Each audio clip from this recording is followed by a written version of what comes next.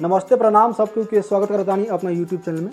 रउआ सब हमार गावल गाना के सुनी और कमेंट में लिखो कि हमार गाना हमारा आवाज़ कैसन लागल और अच्छा लगी तो भाई के चैनल के सब्सक्राइब करब और ढेर सारा प्यार और आशीर्वाद देव। नेक्स्ट टाइम कौन गाना हमसे सुने के चाहतानी कमेंट बॉक्स में लिखम, हम 2-4 दिन बाद गाना के गा दे। हम अभी हम जवन गाना गावेला बनी पवन भैया गाना बा ललकी चुनरिया ओर के सुनी, हमरा विश्वास बा कि रउआ सब मन मगन भक्ति में ऐसन सारा बंधन तोड़ के, मन मगन भक्ति में ऐसन सारा बंधन तोड़ के, आज नई की बहुरिया नाचे ललकी चुनरिया ओढ़ के, आज नई की बहुरिया नाचे ललकी चुनरिया ओढ़ के, मन मगन भक्ति में ऐसन सारा बंधन तोड़ के, आज नई की बहुरिया नाचे ललकी चुनरिया ओढ़ के, आज नई की बहुरिया नाचे ललकी चुनरिया ओढ़ के।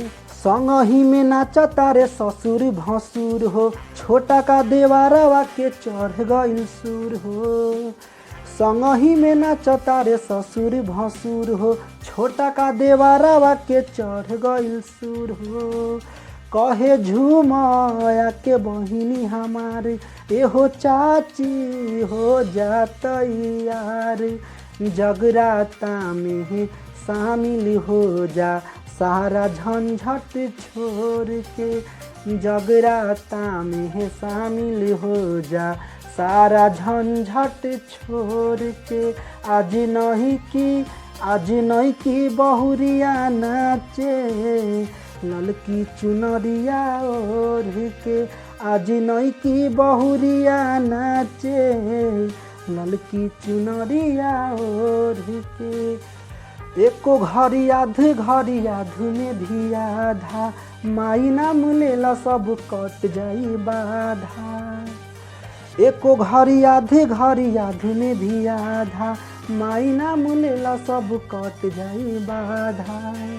हई सच्चा देवी दरबार मिले सबके गोदिया में प्यार, नवरात्र में नौ दुर्गा के दर्शन कहला भोर के, नवरात्र में नौ दुर्गा के दर्शन कहला भोर के, आज नई की बहुरिया नाचे ललकी चुनरिया ओढ़ के, आज नई की बहुरिया नाचे ललकी चुनरिया ओढ़ के।